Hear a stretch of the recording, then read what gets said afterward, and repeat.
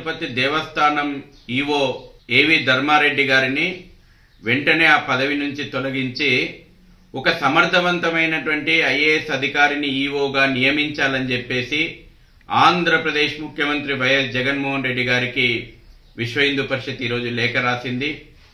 వేల సంవత్సరాలుగా తిరుమల తిరుపతిలో కొనసాగుతున్నటువంటి సాంప్రదాయాలను ఆచార వ్యవహారాలను ఉల్లంఘిస్తూ తిరుమల తిరుపతి పవిత్రతను దెబ్బతీస్తున్నటువంటి ధర్మారెడ్డి గారిని, అంతేకాకుండా అనేక వివాదాలకు ఆరోపణలకు కేంద్ర బిందువుగా మారి ఇటీవల కాలం లోపట ఆంధ్రప్రదేశ్ హైకోర్టు ద్వారా 1 నెల జైలు జీవితము 2,000 రూపాయల ఫైన్ కూడా విధించబడినటువంటి ఒక వ్యక్తి ఈవోగా కొనసాగితే తిరుమల తిరుపతి పవిత్రతకు భంగం కలుగుతుంది. కాబట్టి జగన్మోహన్ రెడ్డి గారు వెంటనే ధర్మారెడ్డి గారిని తొలగించి ఒక సమర్థుడైనటువంటి ఐఏఎస్ అధికారిని నియమించాలని విహెచ్పి డిమాండ్ చేస్తుంది, కోరుతుంది.